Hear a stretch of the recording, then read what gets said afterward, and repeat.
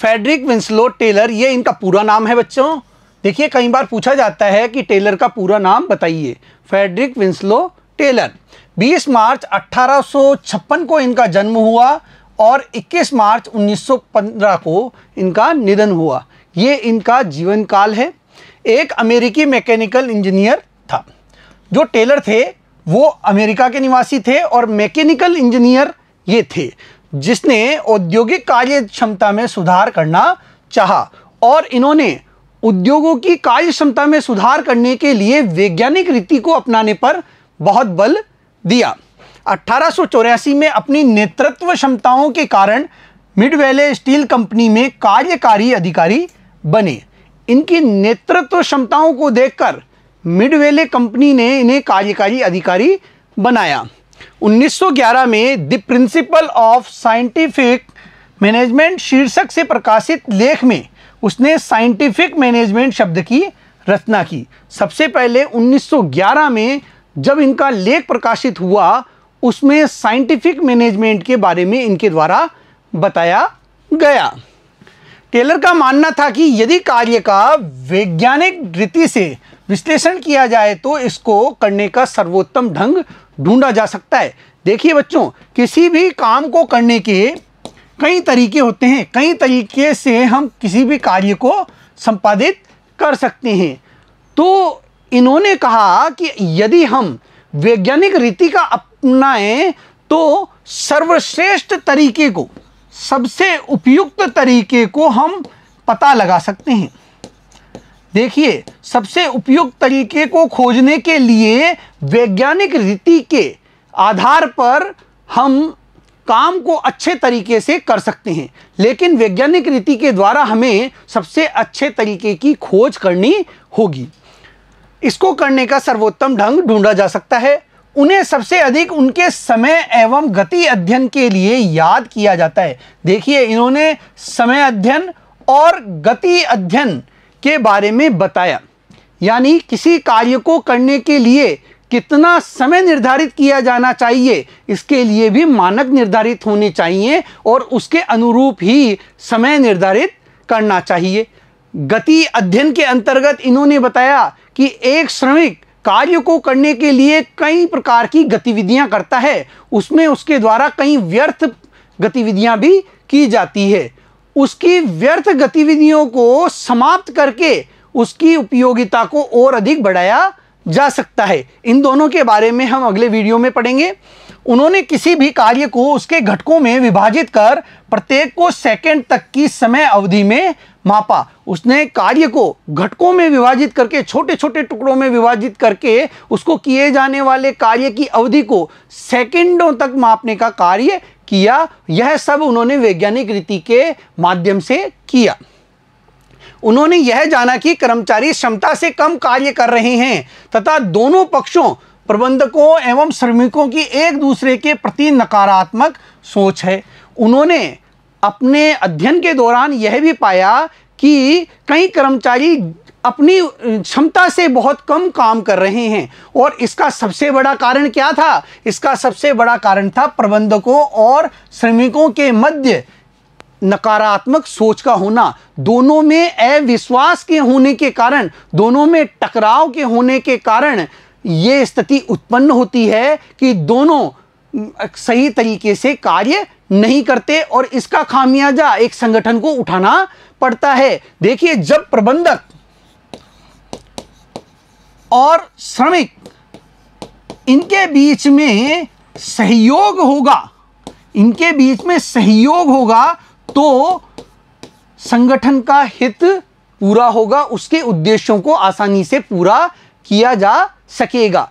और जब इनमें सहयोग नहीं है तो ये एक दूसरे के विरोध में कार्य करेंगे। श्रमिक क्षमता से कम काम करेगा, क्षमता से कम काम करेगा, जो कि संगठन के लिए हानिकारक होता है। विभिन्न प्रयोगों के आधार पर उन्होंने वैज्ञानिक प्रबंध को विकसित किया और कई प्रयोग करने के बाद उन्होंने वैज्ञानिक प्रबंध को विकसित करने का कार्य किया। इसलिए उन्हें वैज्ञानिक प्रबंध का जनक माना जाता है। वैज्ञानिक प्रबंध प्रारंभिक प्रबंध की विचारधारा की एक महत्वपूर्ण धारा जिसे क्लासिकल विचारधारा कहा जाता है का महत्वपूर्ण भाग है। इनके द्वारा जो विचारधारा दी गई वैज्ञानिक प्रबंध की वह क्लासिकल विचारधारा के अंतर्गत आती है। इसके बारे में हमने पहले पढ़ा था। अब वैज्ञानिक प्रबंध क्या है? वैज्ञानिक प्रबंध का शाब्दिक अर्थ प्रबंध को वैज्ञानिक ढंग से करना है, अर्थात प्रबंध की रूढ़िवादी विचारधाराओं को छोड़कर आधुनिक वैज्ञानिक विचारधाराओं का प्रयोग करना ही वैज्ञानिक प्रबंध है।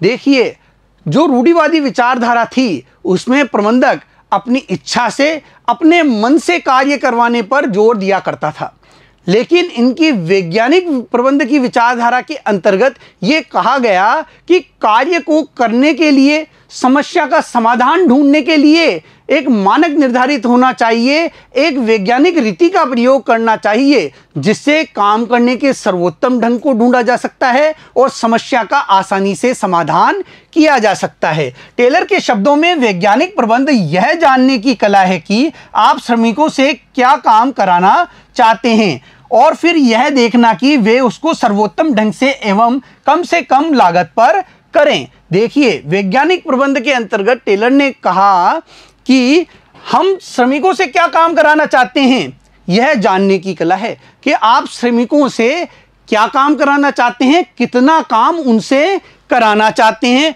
और फिर यह देखना कि उसको सर्वोत्तम ढंग से किस प्रकार किया जाए कि लागत कम से कम आए और अधिकतम लाभ प्राप्त हो सके। आगे देखते हैं बच्चों, वैज्ञानिक प्रबंध के सिद्धांत। पहला सिद्धांत है विज्ञान न कि अंगूठा टेक नियम। देखिए, इनका जो वैज्ञानिक प्रबंध का पहला सिद्धांत है विज्ञान न कि अंगूठा टेक नियम। अंगूठा टेक नियम इसलिए यहां बात आई कि पहले जो प्रबंधक होते थे वे अपनी इच्छा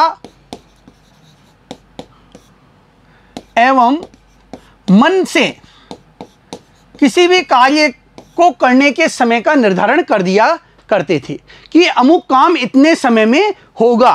कोई भी कार्य है, कोई भी कर्मचारी है, वो 5 घंटे में इस कार्य को कर लेगा, चाहे उसके लिए लागत कितनी ही आए, चाहे उसमें वेस्टेज कितना ही हो। ये इच्छा और मन के आधार पर वो अपने समय का निर्धारण कर देते थे, यह काम इतने समय में होना चाहिए, चाहे किसी भी लागत पर हो, चाहे कितना ही वेस्टेज उस पर हो रहा हो। लेकिन वैज्ञानिक प्रबंध के अंतर्गत टेलर ने यह बताया कि काम करने का जो सर्वोत्तम तरीका होता है, जो सर्वोत्तम तरीका होता है उसको ढूंढा जाए।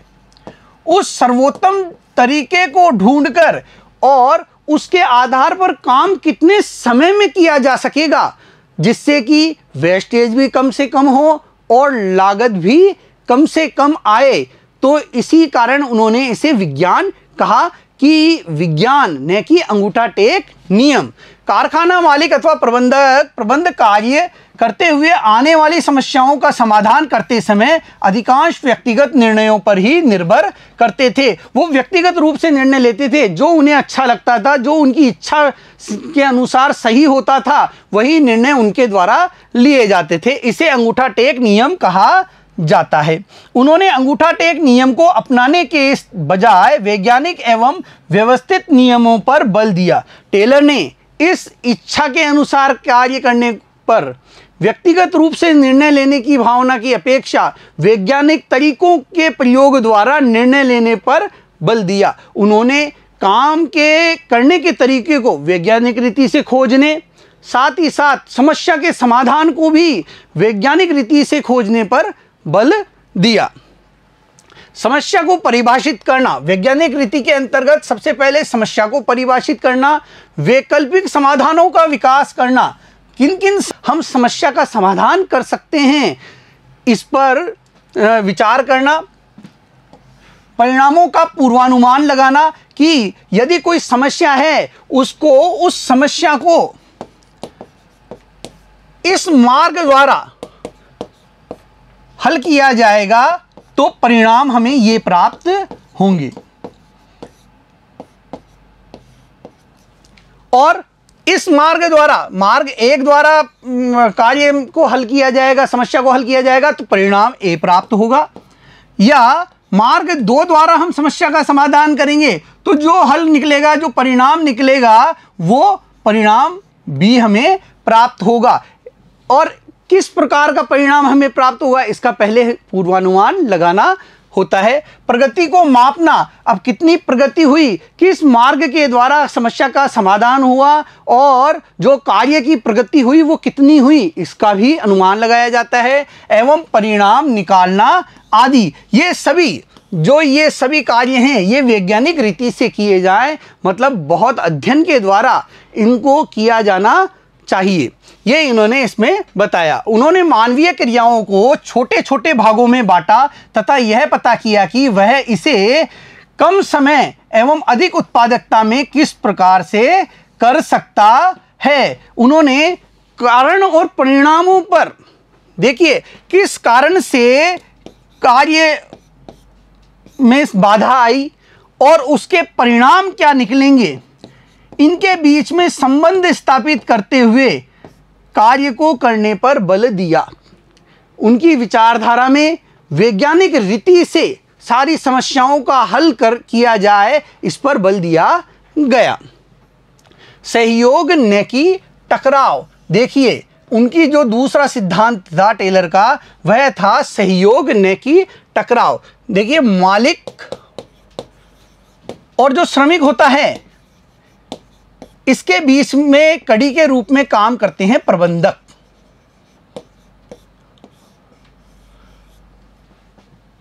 यदि इन दोनों में टकराव है, इन दोनों में टकराव की स्थिति है तो संगठन को नुकसान होगा और इससे मालिक भी प्रभावित होंगे, मालिकों का हित भी इससे प्रभावित होता है। तो उन्होंने यह अवधारणा दी कि टकराव के स्थान पर इनमें आपस में सहयोग होना चाहिए, एक दूसरे के प्रति ये क्या रहें, सकारात्मक रहें, सकारात्मक रहें, सहयोग से काम करें, सभी एक दूसरे के साथ मिलकर काम करें। जब श्रमिकों का हित पूरा होगा तो प्रबंधकों का हित पूरा होगा, और जब प्रबंधक और श्रमिकों का हित पूरा होगा तो मालिकों का जो हित है वह भी पूरा होगा।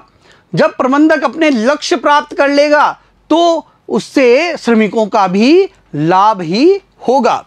उत्पादन की कारखाना प्रणाली में प्रबंधक, मालिक एवं श्रमिकों के बीच की कड़ी होते हैं। प्रबंधक को श्रमिकों से कार्य पूरा कराने का अधिकार मिला होता है। देखिए प्रबंधक को क्या अधिकार मिलता है, श्रमिकों से कार्य पूरा कराने का अधिकार मिलता है। इसलिए आप सरलता से समझ सकते हैं कि एक प्रकार के वर्ग भेद अर्थात प्रबंधक बनाम श्रमिक की सदा संभावना बनी रहती है। प्रबंधक जो है वो कार्य करवाता है श्रमिक से, श्रमिक का अधिकारी होता है, तो अधिकारी और कर्मचारी के बीच में, प्रबंधक और श्रमिक के बीच में वर्ग भेद होता है और इन दोनों में टकराव की स्थिति सदैव बनी रहती है, जो कि संगठन के लिए सही नहीं होती है। टेलर ने पाया कि इस टकराव से श्रमिक, प्रबंधक अथवा कारखाना मालिक किसी को भी लाभ नहीं पहुंचता। यदि इनमें आपस में टकराव की स्थिति है तो किसी का भी लाभ नहीं होगा, चाहे वह मालिक हो, चाहे प्रबंधक हो या श्रमिक हो। टेलर के इस सिद्धांत के अनुसार प्रबंध एवं श्रमिकों में विश्वास एवं समझदारी होनी चाहिए। देखिए प्रबंधकों में और श्रमिकों में आपस में सकारात्मक माहौल होना चाहिए, आपस में सहयोग की भावना होनी चाहिए और समझदारी और विश्वास के साथ इन दोनों ही स्तर के लोगों को कार्य करना चाहिए। उन्हें एक दूसरे के प्रति सकारात्मक सोच विकसित करनी चाहिए जिससे वे एक टीम के रूप में कार्य कर सकें। यदि श्रमिक वर्ग अपने प्रबंधकों पर विश्वास करता है, अपने प्रबंधकों के द्वारा किए जाने वाले परिवर्तनों को स्वीकार करता है। देखिए कोई भी प्रबंधक जब भी परिवर्तन करेगा तो श्रमिक वर्ग द्वारा उसे तभी पूरा स्वीकार किया जाएगा जब श्रमिक प्रबंधकों पर विश्वास करता हो। तो जो भी परिवर्तन एक व्यवसाय में किए जाते हैं, जो भी नवाचार एक व्यवसाय में प्रबंधकों द्वारा किए जाते हैं श्रमिक द्वारा, वो तभी स्वीकार किए जाएंगे जब वह प्रबंधकों में विश्वास करता है।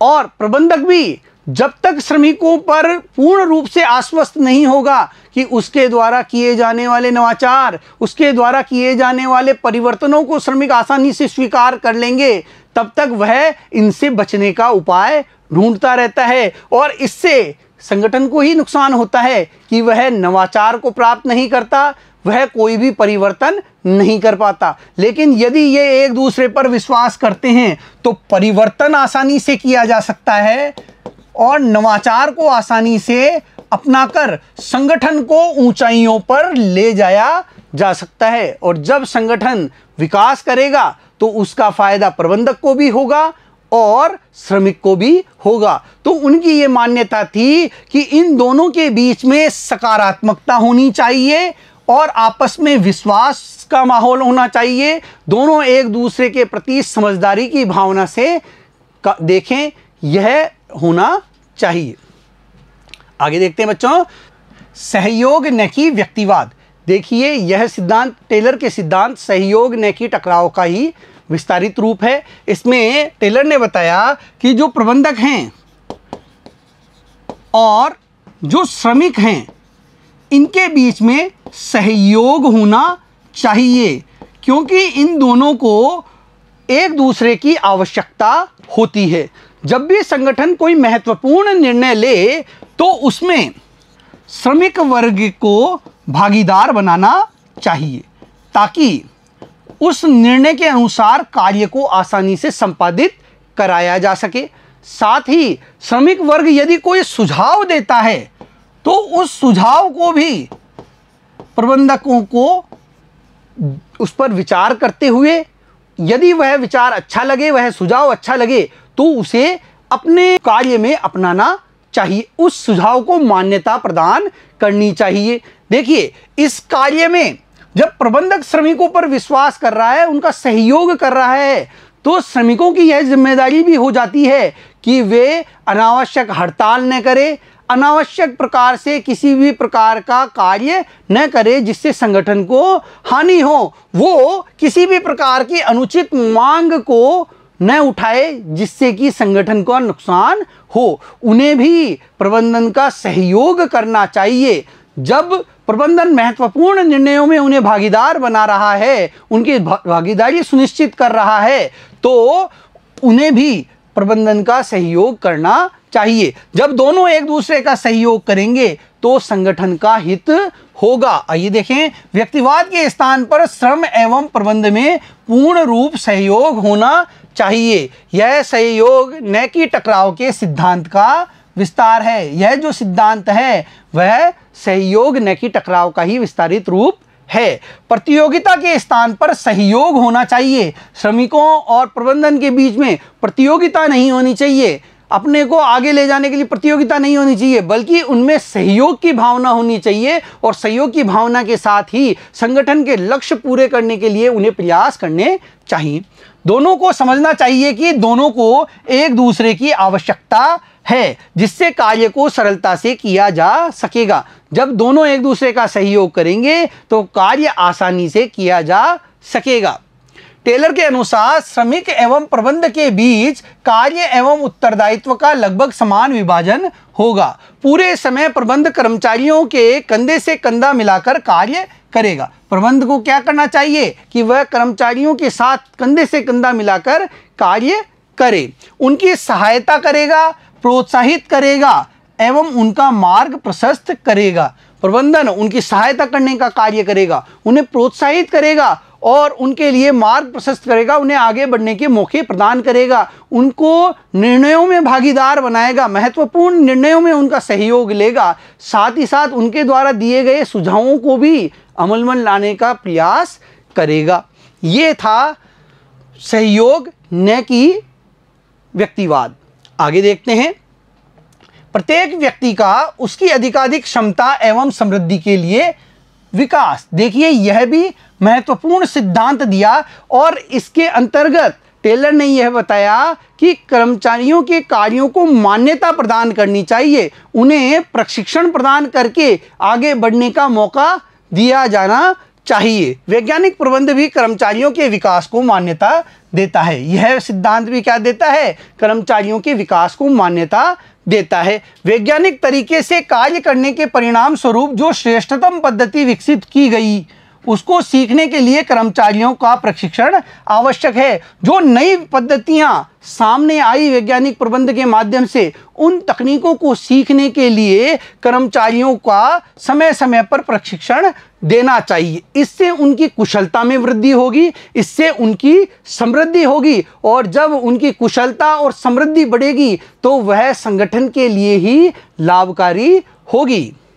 व्यक्ति का चयन वैज्ञानिक रीति से होना चाहिए। देखिए, सही कार्य के लिए सही व्यक्ति का चयन करना, यह भी वैज्ञानिक रीति से होना चाहिए। जो कार्य उसे सौंपा जाता है वह उसकी शारीरिक, मानसिक एवं बौद्धिक योग्यताओं के अनुरूप होना चाहिए। उसे वही कार्य सौंपा जाए जो कि वह आसानी से कर सकता है, जिसके करने के लिए वह योग्य है। उसमें शारीरिक क्षमता है, मानसिक क्षमता है, बौद्धिक क्षमता है। उनकी कार्य क्षमता में वृद्धि के लिए उनको आवश्यक प्रशिक्षण मिलना चाहिए और श्रमिकों को समय समय पर आवश्यक प्रशिक्षण प्रदान करके उनकी कार्य कुशलता में वृद्धि लाने का प्रयास करना चाहिए।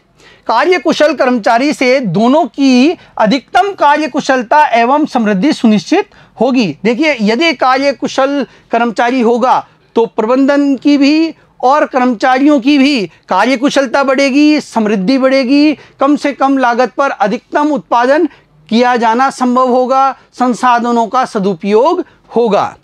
टेलर व्यवसाय के उत्पादन में वैज्ञानिक पद्धति का कट्टर समर्थक था। देखिए, व्यवसाय में उत्पादन में वृद्धि करने के लिए, उत्पादकता में वृद्धि करने के लिए टेलर द्वारा वैज्ञानिक रीति के प्रयोग पर बहुत बल दिया गया। उनके द्वारा वैज्ञानिक प्रबंध का जो सिद्धांत प्रतिपादित किया गया वह वैज्ञानिक रीति पर प्रबंधन कार्य को करने पर बल देता था। इसी कारण उन्हें वैज्ञानिक प्रबंध का जनक भी कहा जाता है। बच्चों, आज हमने टेलर के वैज्ञानिक प्रबंध के बारे में पढ़ा। अगले वीडियो में फिर मिलेंगे। धन्यवाद।